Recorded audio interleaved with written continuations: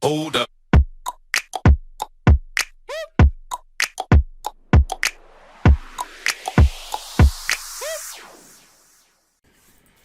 I'm so excited to share this module with you because this is one of my favorite modules. This is something that I've done myself and I've helped other people do, and I'm hoping to help you finally leverage the power of the Pinterest traffic and grow your email address much easier than you would have been able to use an organic Facebook and even sometimes paid Facebook advertising, because what's better than free? Now, I love Pinterest for the traffic. Everyone wants more traffic, but what you need to understand is, even though Pinterest is a great source of traffic, traffic is pointless if you're not driving the right type of traffic back to your website. There's no point aiming to get 100,000 viewers onto your website if none of them are your ideal client. We love traffic. We all run our businesses to make a profit. So if you're not driving people that are likely to convert, it's pointless. So from this moment going on, I need you to stop thinking of Pinterest as a traffic source, but as a source of bringing more of the right people to your website. Now, there's 3 different types of traffic that I want you to be aware of before we move forward. Now, for those of you that have read .com Secrets, this will be familiar for you. If you have a marketing background, then this may be familiar to you as well, even if you haven't read .com Secrets. But ultimately, they are different types of traffic, and Russell Brunson breaks it down the best. He breaks it down into 3 different types of traffic. There's traffic you don't own, traffic you control. There's traffic you don't control, traffic you control, and traffic you own. Now, the traffic that you don't own or you don't control, this is like search traffic, SEO traffic. You can optimize the hell out of your blog post, but you don't know who's going to land on your blog post. It all depends on if somebody searching for your blog post lands on your blog post because it comes up in page 1 of Google, or because it comes up on the first page at the top of your Pinterest search, or it came up in a search on Facebook. But this is traffic you can't really control who's going to see this traffic, when they're going to see this traffic, and how they're going to engage with this traffic. Then you have traffic control. So this is traffic that you put in front of people you feel are your ideal client through ads. This could be Google AdWords, YouTube ads, Pinterest ads, Facebook ads, any type of ad that you pay for, that is traffic control. So these are people that you can bring back to your website with the hope that they give you an email address in exchange for something you're going to provide to them. Then you have traffic you own. So these are people that are on your email list, on your messenger chatbot list or your email list. And your only goal, no matter what social media platform you use, is to turn all traffic into traffic you own, because you just never know. I love Facebook, but all the drama that's circulating Facebook, and the more people that are using Facebook now, the higher the cost. It's basic supply and demand. The more someone demands something, the more you need to supply, so the higher the cost. At the moment, Pinterest is amazing, and not many people are actually taking advantage of leveraging it the way they should. So it's easy to get organic traffic, and if you use promoted pins on Pinterest, you'll find that using promoted pins is actually cheaper than using Facebook advertising also. But your only goal, whether you're using free or paid methods on Pinterest, is to turn all traffic to traffic you own. Now, there's several different ways you can do this. Okay, you can create some sort of freebie that will entice your ideal client. So these are just a few ideas that I can think of, some that I've used. I think I've used most of these actually. Creating quizzes, ebooks, challenges, PDFs, free consultations, checklists.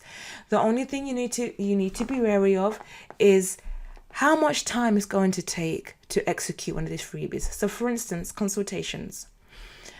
If you have a lot of traffic on your website and you have hundreds of consultations being requested, can you meet that demand? So when you're thinking about the lead magnet, don't only think about what you think would be amazing to create. Think about whether you can actually execute the idea. So you might commit to a free course. Would you be able to commit to the number of people that are willing to turn up to your free course? Are you willing to commit to the number of people that are signing up for your free consultations? And what you also need to remember is Pinterest is an evergreen platform. So if you have a pin that says, hey, I'm holding a free class on Thursday, 5th of June, 2019, and the day comes and goes, even if you delete that pin off Pinterest, if somebody else has pinned that pin will still circulate Pinterest. So then if you decide to remove that offer, I would highly recommend replacing that page with something else. Can you do that? Can you think of something to do that? So these are all the different things that you need to think about when thinking about which list building idea you are going to use to drive traffic from Pinterest to your URL and build your email list. Now, these are two examples that I used for my first business, She Says She Does. It was a motivational website to give women tips on how to live their best life to start their own business. Then I realized shortly after it wasn't a business that I really wanted to continue with, and I was getting more requests for help with marketing. So eventually these pins had to be deleted because the website was no longer there, and there was nothing, I couldn't forward them to something else because it's not a service that was even remotely linked to what I do now. But the point is, these are two completely different freebies that I offered. One was a productivity challenge, which I did live at first, and then it was evergreen. So as you can see on the right hand side, I invited people I told people what it was, change your thinking, change your life, get productive the right way, click here to join the challenge. There are no dates, so no matter when people see this pin, they know that the challenge is available 24/7. And this pin got me 500 subscribers in 3 weeks. So why do I think I got 500 subscribers? It was an attractive pin. I must probably use the right keywords. And again, it was evergreen. So when people saw the pin, they weren't contemplating, they weren't seeing dates, thinking, okay, well, this is not relevant anymore, let me ignore it. And 500 subscribers in 3 weeks. And on the left, I had a resource library. Now this one got me 1,000 plus subscribers in a longer time. It didn't build up subscribers as fast as my productivity challenge, but it brought me a steady stream of subscribers over, I'd say, 3 months, and it got over 8,000 shares. Now this was a much longer pin. Pink does really well on Pinterest, so I used all the right colors. It was clear what it was: resource library for entrepreneurs. Start and grow your business with 3 worksheets and workbooks.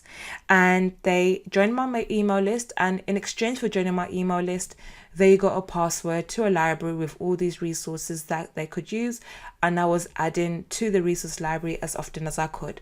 But then again, it did become time consuming because it's something that I felt compelled to update on a regular basis, and it's not something I could sustain long term.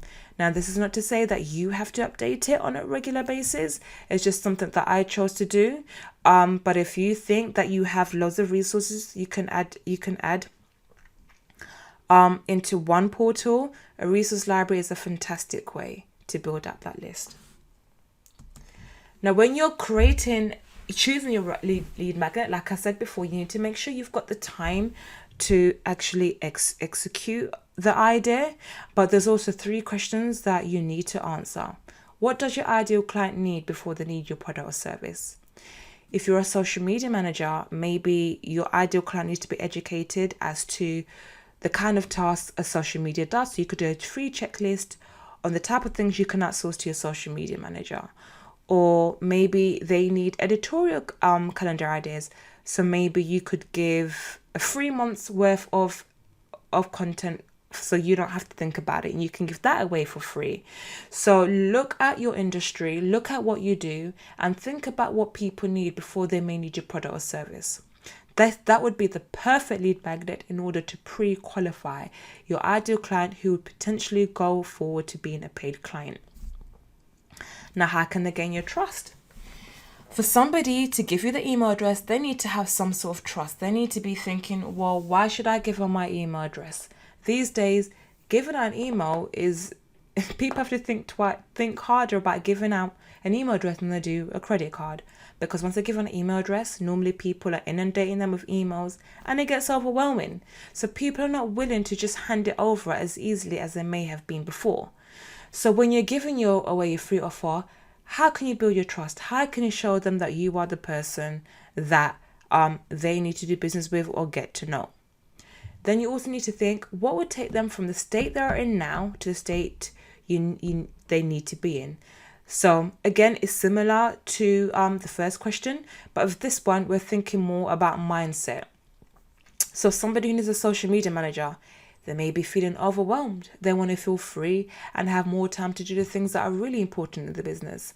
So if you're giving away a 3 months worth of content, you could be saying, download a 3 months worth of social media content to get rid of the overwhelm and start freeing up time to do more of the things you really need to do in your business.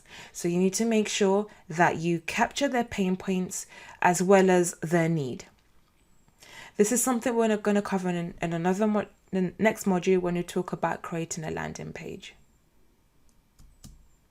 So your homework for today is to think about your services. What do you offer at the moment? And what can you offer your ideal client for free in order to win their trust? So what can you offer them that will make them think, okay, I need this, and I'm going to give this person my email address to obtain their free offer. So do that before you start the next module about creating your landing page.